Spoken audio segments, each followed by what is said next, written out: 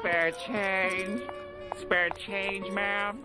Dev Diary 56 was pretty short and largely covers a few new traits, difficulty settings, and changes coming to caravans. The release date for Toxoids was not given, but it was largely hinted at being released next week, but we will have to wait to find out. With that being said, let's start with the changes coming to traits and caravans. The two traits being added are being added to Lithoids, and they will both require the Lithoids as well as the Plantoids DLCs to access them.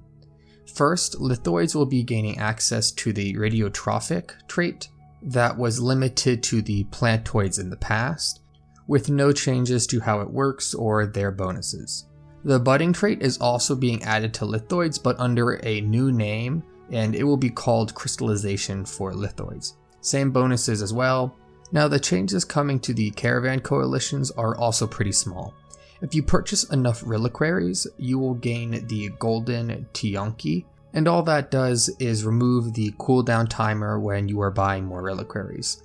Remember that the price also increases every time you buy a reliquary, so that can add up pretty quickly.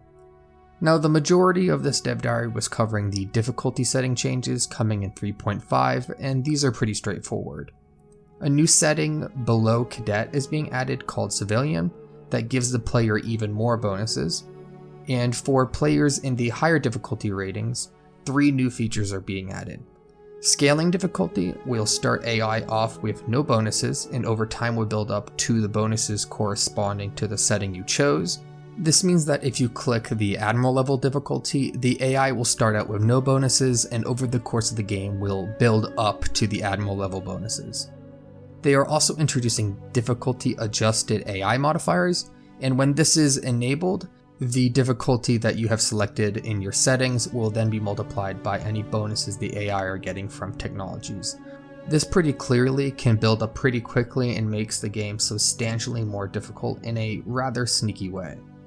The final and in my opinion most exciting change shown in this dev diary is the All Crisis setting, which will do exactly what it sounds like. When selected, instead of getting one specific endgame crises, you will have all of them spawning at the exact same time. Now, like I said, this was a very short dev diary, so if you want to stay up to date on news or guides, remember to click all of the usual buttons, and I will see you next week.